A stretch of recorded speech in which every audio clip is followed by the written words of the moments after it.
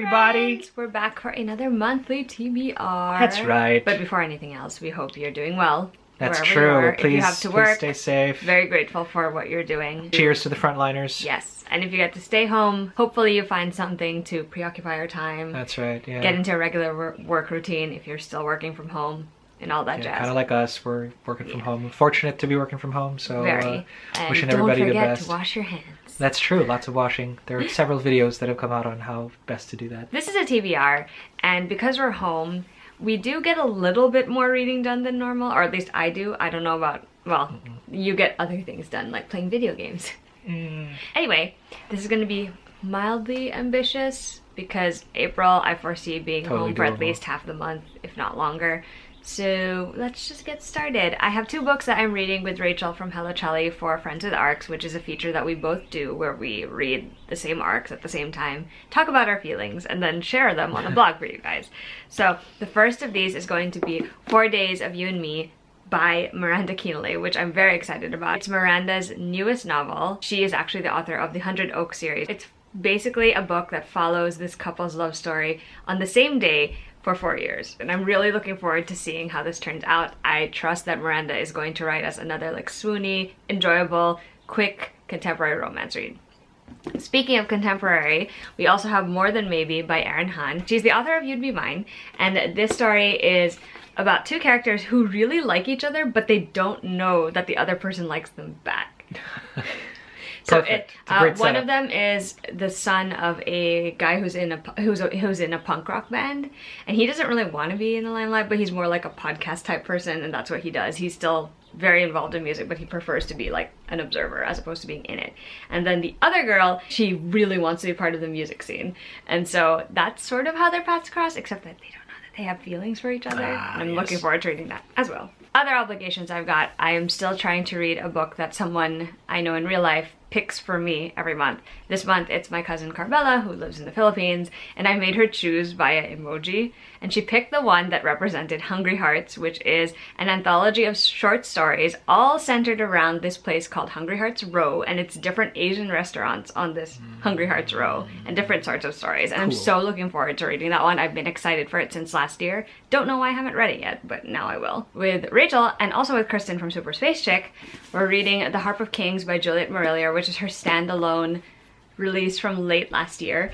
It's about, oh, I can't pronounce this because it's Irish and I never know how to pronounce things, so you try to pronounce it. Okay, so if Siobhan is Siobhan, Liobhan is probably Levon. I don't know. Levon sounds like a different name. It's like, yeah, right? Levon James, you know, I don't know. Okay, so it's about, let's say, Levan and her brother. Levan's ambition is to join this elite warrior band, and so she convinces her brother to sort of compete with her for places on the force. But the thing that they're tasked to do is to retrieve this ancient harp, which is a symbol of kingship that's gone missing. And so they have to work together to do that. But it's gonna be so fun. It's a bard and a warrior on a journey together. And their siblings. What's not to love? That sounds like my childhood. All right. Actually. And the last book is actually one that Maki is also reading, and we're reading it together with Kristen from Silver Space Chick and her husband Andrew. Team Silver Space. I'll be reading Bloody Rose by Nicholas Eames. After we all read and really enjoyed Kings of the Wild last year, we're very excited to go back into that world and that series. And I only looked up a brief synopsis, but I did not realize what it was about until today. And it is about a main character named Tam, and she decides to become the bard for Bloody Roses, the Bloody Roses squad of people in that book. And Rose was a character in the previous book. Yes, Rose was a character in the previous book. Now it's about her. It's gonna be so fun. I'm so excited, but also terrified for this bard, but mostly excited. Yeah, especially because they kind of set it up that bards always sort of die. Yeah, like, they're and the it's always like horrible, gruesome terrible, deaths. gruesome, horrible, because they're not technically warriors. Yeah, but they're along to chronicle the journey, basically. Anyway, moving on. Another thing that we are trying to do in April is to participate in the O.W.L.s Readathon, O.W.L.s Magical Readathon, which is hosted by G from Book Roast, and as usual she has come up with the most amazing set of prompts. She does all this crazy stuff with the design and everything, and it's all linked below so you can check it out yourself. The art on this thing, the layout is magnificent, phenomenal. Like like it inspires me to like to go like all out with whatever fandom stuff that I have too. I mean, it's so incredible. It's and just lovely. I admire so much all the hard work that she puts into it. So check it out down below. Hopefully you can join in as well. But anyway, when you participate in the O.W.L.s readathon, you're basically taking the O.W.L.s, which is a Harry Potter thing in case you didn't know. In the magical readathon, you do it so that you can apply for different careers. So you pick a career, you look for the corresponding O.W.L.s, and then you pick what you're reading based on those O.W.L.s you're taking. So my career is going to be a magizoologist, because why wouldn't I want to be? She just wants to like make time with Charlie Weasley. That's all that this is, guys. Stop outing me! That is all. Stop outing me! But you're owling you. But also, I get to hang out with Newt Scamander, which is even all better. Right, fine, that works too. He can be my BFF. So I have 4 O.W.L.s that I need to take. The first one is Care of Magical Creatures, and for that one, the prompt was supposed to be hippogriffs, a creature with a beak on the cover. One of the only books I have that has a creature with a beak on the cover is An Enchantment of Ravens by Margaret Rogerson. As you can see, there is a raven on the cover. And a beak. This is Margaret Rogerson's debut novel. I actually read and loved her second novel last year, so I'm kind of wanted to read this one, even though I've heard mixed things about it. It's about a painter who paints this Fae prince, except that she paints him with sorrow, and that's considered a weakness among the Fae folk, and so he's kind of determined to get back at her for that. And it sort of chronicles their journey. It looks pretty short, which I think has been the majority of the complaint I've seen about it, so hopefully I will like it even though it is short. Second prompt is going to be for Charms, and Charms is for Lumos Maxima, which is just a white cover. This is Vengeful by V.E. Schwab, sequel to Vicious by V.E. Schwab, and this is in a world where there are extraordinary people who have superpowers, and they can either be really good or really bad. And in the first book, we had 2 best friends who became rivals, and it sort of was chasing down their story 10 years after they had become extraordinary people. This is actually a companion novel, so it's about a completely different character who was in the first book, but it's following her story instead. And I don't know if the other people are involved. I know nothing except that it's about that character, so we'll have to see how that goes. The third subject I have to take an O.W.L. in is Herbology. And it's Mimbolus, oh, I can't say this without messing it up. Mimbolus Mimbletonia, which is a title that starts with an M. And for that one, I actually went with a book called Magic Bites, which is by Ilona Andrews. It's part of the Kate Daniels series.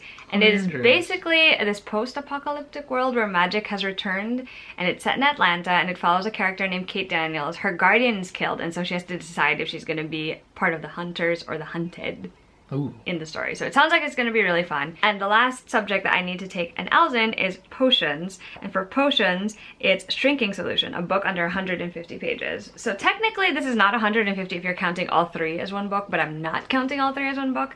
I'm specifically reading the 3rd volume of Gotham Academy yearbook for this one because it is under 150 pages. But I figured I might as well review the rest, so I will also be rereading volumes 1 and 2. It's set at Gotham Academy, and it follows a bunch of students who become friends. This is Gotham City of Batman fame, Gotham City. It's a whole new cast of characters, although one of my favorite Bat characters ever shows up in it. Tiny thinks he's God's gift to crime fighting. Also just murder baby, so.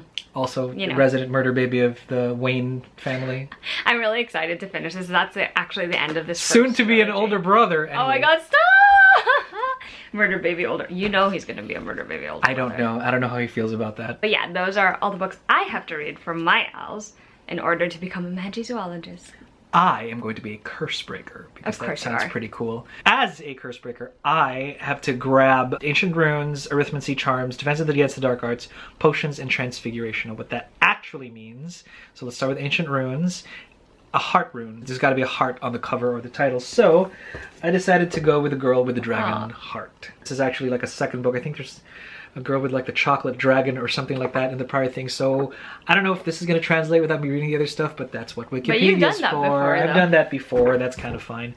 And then the next one is Arithmancy, where... Magical qualities of number 2. Yeah, balance of opposites. So read something outside of your favorite genre. So I don't do contemporary YA that doesn't involve any kind of life-threatening illness.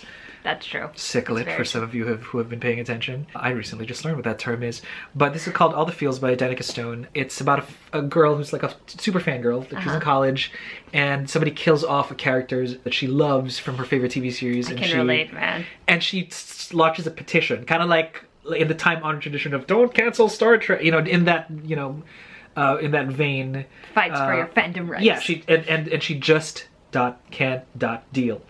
So she launches an online campaign and she bribes her best friend Xander into helping making costumes for his steampunk cosplay and, you know, balance her booming fandom life at school, parental disapproval, and her non-existent love life. Maybe a trip to Dragon Con with Xander would help. Xander, I am 100% sure, probably based off of Xander Harris. We'll never know. He's always the token best friend guy that we don't know. No. I don't know. So I don't know. But Xander is a traditional name in fandom now. Defense Against the Dark Arts is Grindylows, whatever. It's a book set at the coast or by the sea. Nothing says coast and sea like Mara, Tidebreaker. Yeah. I'm pretty sure that this was sort of, you know, based on sort of like the author kind of like panel that we attended, where Daniel Page sort of just said this is what it's like. She basically based this off of the movie Aquaman. I mean, Jason Momoa. And they're like, Jason Momoa, are you sure? No. Like Google like young Jason Momoa, but don't be too creepy about it because we're talking Baywatch Jason Momoa when he was like a child or what, well, he's like what, 18, young, I don't know. Yeah. Young. So, and he kind of looks like that too in this thing, so kind of spoilers. And Mara just basically wants to go up there and give the heir to Atlantis a piece of her mind and gets something completely different in return. Go Mara. Who wouldn't? Go get some, Mara. Go get some. Potions, which you heard from Alexa, also has that. Shrinking Solution. Under 50 pages. 150 pages. Figured I'd double down on the whole Aquaman thing. I do have an arc of Aquaman. Oh, yeah. Unspoken Water. And it's a signed arc, which is super lovely. Wow, you're going to be under the sea. And I know it's going to be very coastal and very watery, but that's kind of cool. So don't really know what this is. I am interested to see what's in store for Arthur. Sort of, it doesn't say if it's in the rebirth era or not, but it looks like it is. We'll see. Transfiguration, my last piece. Animagus Lecture book series that includes shapeshifting. Now, I have been told, and I have discovered, that there are some shapeshifters in this yonder book. So he still hasn't finished it. I haven't finished it. I've started it on the plane. I was traveling out hereabouts before all the lockdowns, and it's Crescent City by Sarah J. Maas. It's actually House of Earth and Blood. It's about Bryce. Thank you. She's a half human, half fae character, and her best friend is a werewolf, and the best friend, this is not a spoiler because it's in the synopsis, the best friend gets murdered early on in the story, and it's up to Bryce to help figure out. Is it? God damn it! Who? No, I'm kidding. It's up to Bryce to figure out who murdered her friend. Last one, I think I missed Charms. Have a white cover, and it's, you know, E. Knight's Novice Dragoneer. It has a great cover. It's a pretty awesome cover. It's mostly white. Illeth is like 14. She grew up in an orphanage, and now thanks to her study, she's probably never going to be doing anything beyond kitchen work. But runs an encounter with a Dragoneer with a silver dragon, and that sort of sets her on her journey. So I'm pretty excited about this one, to be honest, because I do like my dragon books, and I do like my strong female characters, or my female characters who end up becoming strong. Looks like she's a redhead, so he has a soft spot for those. I kind of really do. You know, like some people, they get soft spots for specific character types, and the redheads are a particular. I like how you're trying to say something about me. What? Am I? Am I really? Tragic Blondes, it's a thing. Is that the end of your O.W.L.s TBR? That is the end of my O.W.L.s TBR. Alright, there you have it. Those are our very ambitious plans for reading in April. Let's see if any of them happen, because with this lockdown, we've all gotten a little distracted by other things like, oh, I don't know, video games, or journaling, or writing things, or fighting catching some up low-key anxiety. Yep, or trying not to get sick. And staying positive, so which are all just as important. We hope everybody's staying safe and keeping healthy, and if you're not, then we hope you're on the mend. We're definitely sending our love and well wishes. Yeah, definitely. Alright, we'll see you guys with another video soon. Bye.